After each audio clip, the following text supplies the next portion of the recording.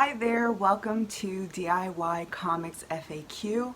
I'm GE Gallas and I'm here to answer all your questions about indie comics, graphic novels, webcomics, zines, self-publishing, storytelling, you name it. If you like my videos, don't forget to subscribe. Last time I answered a question from @pinkhairedbada on Twitter. That was the first part of their question, and so today I'm going to answer the second part of their question, which is, how about some of the specs, page sizes, formats, programs, and if you do paper draft versions or just sketch digitally. Very rough key things. So this video is going to have a lot of detail about all those different things, and I'll go through them one by one. So let's start with page sizes and formats. I think I may have touched briefly on this in a previous video, that if you are a Marvel or DC type comic book artist, if that's where you want to go with your career, you should probably Google the size that you should work with for a Marvel or DC comic, the standard comic book size.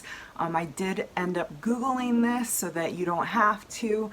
So according to my search results, a Marvel/DC comic is 10 1/8 by 6 5/8 inches. This was an interesting number for me. I'm not super knowledgeable about Marvel or DC comics, so it was kind of interesting because the number is kind of close to some of the comics that I make. The Poet and the Flea, I draw that in 10 1/4 by 6 inches, so that's really close to the Marvel DC size just by coincidence. I didn't look this up beforehand when I made the size for the Poet and the Flea. I just wanted to have a comfortable size to work in. But the Plague and Doctor Came, another one of my graphic novels, I work in 11 by 8 inches, and Pawn My Soul I work in 3 by 5 inches, which is a card size like this, and there's one panel per page, so that's a very different format to a normal quote-unquote standard comic book. So if you'd like, here are the different sizes. So the top one is Marvel and DC, and then you can see the sizes that I'm working with for my different comics. So as you can tell, I don't really work in the same size for every comic. I change it up depending on the story and the content. And so it's just, you know, it doesn't really matter what the size is when you're working with indie comics or you're self-publishing. You should find a size that works for you, that you feel comfortable drawing in, and I'm going to talk more about that in a couple of seconds. I just wanted to show you the paper that I work with and some of the ways that I make my pages, make it easier for myself to make comic book pages. So personally, I like to work with Bristol board. It's a much thicker paper. I used to work with in high school, I would just draw on normal size printer paper, and that was always frustrating for me because I would erase a lot and then it would end up accidentally crinkling the corners of the paper, and that would just drive me absolutely bonkers. So it's really nice with Bristol board. I don't have to worry about that because Bristol board is rather thick. Of course, it's probably more expensive than printer paper, but it's definitely worth it especially if you're using Copic markers like I do. Bristol board is a good option for markers. So I work usually in 2 different sizes of Bristol board depending on the size of my comic book page. So here is a 9.5 by 12 inch Bristol board, which I work with a lot. So I use this for both Dr. Came, Plague and Dr. Came, as well as Pawn My Soul. So even though they're different page sizes for those 2 comics, I still use the same size Bristol board for them.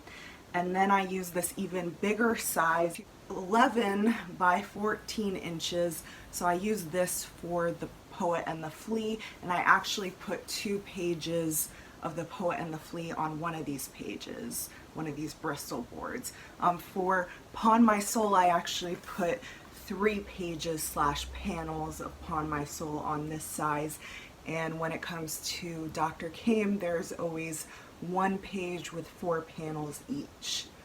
So instead of always having to measure out with a ruler, you know, that takes a long time to do. Instead of doing that every single time I want to make a comic page, I started making templates for myself. So here is one of my templates for the Poet and the Flea. So all I did was I drew the pages, the size that I wanted to work with. These are 2 pages next to each other, and I ended up cutting out the corners, triangles, so that I could draw the corners of each page when I started a new page. So I put this template on top of a brand new page of Bristol board, and then I draw the corners, and then once all the corners are drawn, I take the template off and I use a ruler to connect the corners. Now this isn't super accurate, but you know, you're not going to get a 100% perfect rectangle, but that doesn't really bother me because I don't want personally, for my own personal style, I don't really want the pages to be a perfect rectangle. It's okay if there are some, you know, wiggles or imperfections in it. That's just goes with the style of the comic that I'm making. So maybe this template idea might not be that great for you if you want really, really straight and perfect comic book pages and panels. But this is just a technique that helps cut out some of the work for me. It's much easier to create new pages and not have to sit there with a ruler for many minutes upon minutes and try to work it out over and over again. So I also can show you, here is the template for the Plague and Dr. Kame. So there are always 4 panels on every single page of the Plague and Dr. Kame. And so I cut out the center, a triangle in the center, so that I could also have an easier time doing the vertical and horizontal lines on each page. And then for Pawn My Soul, so I said I put 3 panels on one page. Each page has 1 panel, so these are both panels and pages, if that makes sense. So yeah, so it doesn't really matter what these look like next to each other because I rearrange it for when I publish it as a zine. But I do always kind of compare one image, how it looks next to another image, how the pages look next to each other. I'm going to be discussing this more in future videos, especially when I talk about thumbnailing your comic book pages. So look forward to that in future videos. But this, yeah, I think it's really helpful to have templates like this. Especially if you're just starting out, it might save you a headache or 2. You don't have to sit there with a ruler and try to figure it out every single time. So try, you know, experiment with your own templates, and yeah, it might make your life a little bit easier when you're just starting to make your own comics. So another thing you might want to think about when we're talking about what size you should make your comic, it might affect the size of your comic if you want to post it on a webcomic site, like there's Line Webtoons is a popular one, and Tapas is another popular one, or you know, there's Smack Jeeves and a bunch of other things, or you can even publish it on your own individual website or on a blog or on a Tumblr. So that might influence the size that you want to work in.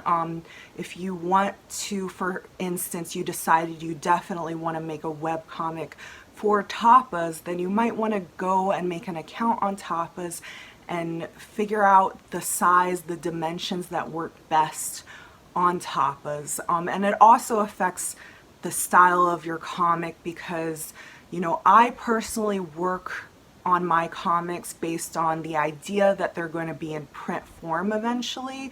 But a lot of these web comics, especially on Webtoons, it's all about scrolling comics. Personally, I don't particularly care to work in the scrolling comic format. It's not really my thing.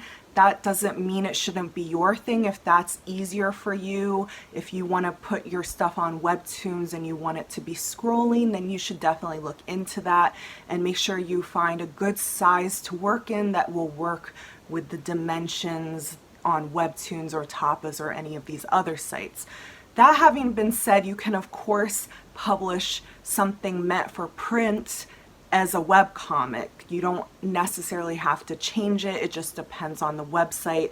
I know that Webtoons really encourages the scrolling format, and a lot of Webtoons audience is looking for that scrolling format. So if you don't want to do a scrolling format, you might want to think of using a site other than Webtoons. But of course, as I keep saying in all of these episodes, there's really no right or wrong answer. You just have to figure it out based on the circumstance. So if you really want to do Webtoons, then you should look into how to do a scrolling webcomic and make your webcomic that format. Similarly, if you plan on self-publishing, having your comic printed by a local printer or whoever, a company online, you want to consider what sizes they offer, because printers usually offer a number of standard sizes of books. These printers also offer custom sizes, which is great, but that usually costs more money. So if you could work your comic into a specific standard size of book, that might save you a little money in the end when you try to print it. So that's another thing to consider. I didn't really consider that too much when I first printed The Poet and self-published The Poet and the Flea, and I believe I got a custom size for that when I worked with a local printer. I would love to talk more about working with a printer when you're self-publishing your comic book or graphic novel, but I'll save that for another episode. So please ask me your questions about working with a printer and I will answer them. So another part of this question is, what programs do you use? I assume that means like software or apps on an iPad or tablet or whatever it is. So I think I discussed this a little bit in one of my previous episodes. I tend to use Photoshop and InDesign a lot, and I also use Procreate on my iPad with an Apple Pencil, which is really cool. But there are so many different apps and software and all sorts of things out there that you can use to draw or color or, you know, finish up your comic before publishing it, on whether that's a web comic or a printed comic. So there's really, again, there's no right or wrong answer as to what kind of apps or software you want to use. I just use Photoshop because basically in middle school, I think I begged my parents to get me Photoshop, and I didn't know anything about Photoshop, but I knew that I wanted to use it. I guess that's what the ultimate program was at the time for drawing and coloring your own drawings on the computer. So I just taught myself little by little how to do Photoshop. Photoshop is not necessarily the most user-friendly thing. It's not easy to learn. But if you're comfortable in Photoshop, if you already know how to use Photoshop, then that's great. Same with InDesign. If you already know how to use Photoshop, then InDesign will be pretty easy to figure out. Same with Illustrator. I ended up taking a class on InDesign, so that was really useful to me. InDesign is more for the publishing aspect, the graphic design aspect of your work. So it's not the same as Photoshop. You're probably not going to be coloring in your illustrations in InDesign, but if you want to like move around your panels or add dialogue or, you know, design a cover, then InDesign is going to be helpful for you. A lot of printers prefer that you have your comic book in an InDesign file or a PDF that has been created with InDesign. It just makes the printer's life easier. I guess that's what they're used to. So it might be a good thing to learn how to use InDesign if you have the time and resources. The class that I just took it at the local community college, and it was great. I learned everything that I wanted to learn, and I've been using InDesign ever since. I think that I took that class, I want to say 2015, and now it's 2020, and I'm still using InDesign all the time. So that was a really useful class for me. But again, there are so many different apps and softwares out there. You don't have to use Photoshop or InDesign or Procreate. You should experiment with different apps and figure out which one is the best for you. I know there are a lot of free apps out there, which is great. I know Photoshop and InDesign are kind of on the expensive side. So if you can find there, I know if you just Google, you can find lists upon lists of Photoshop-like software that's free. So definitely check that out. And we can talk more about this in a future episode. So the last part of this question for today's episode is talking about paper versus digital. Do I do a paper draft version or do I just sketch digitally? Again, as I keep saying, there is no right or wrong answer to this. You can do paper if you want to. If you're more comfortable with it, definitely do paper. If you're more comfortable with digital, definitely do digital. Whatever works for you.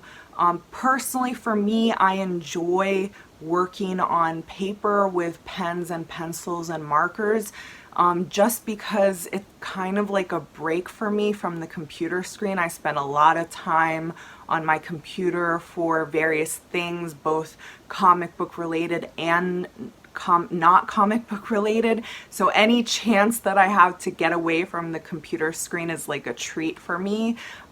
So I just really enjoy using physical tools like pencil, paper, pen.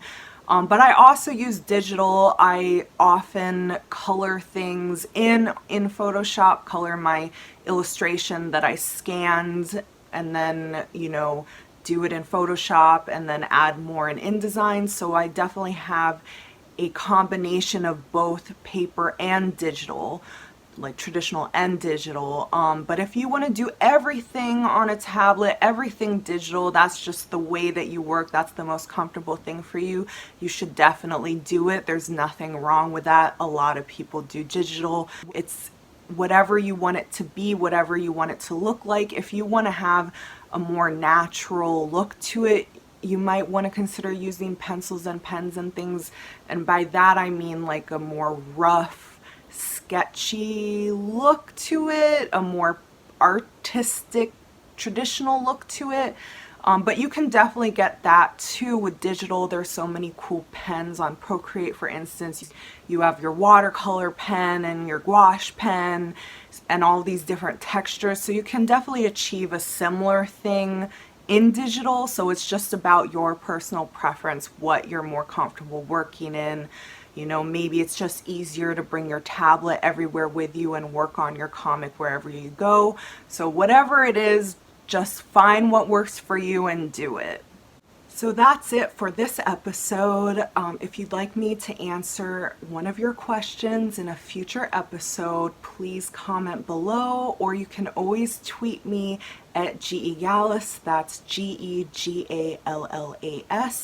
Want to support this channel, this YouTube channel, you want me to make more videos to teach you how to do your own comics, then please subscribe below. It's free. It's just one easy click away, and you'll get notified whenever I post a new episode, which is every Tuesday and Thursday.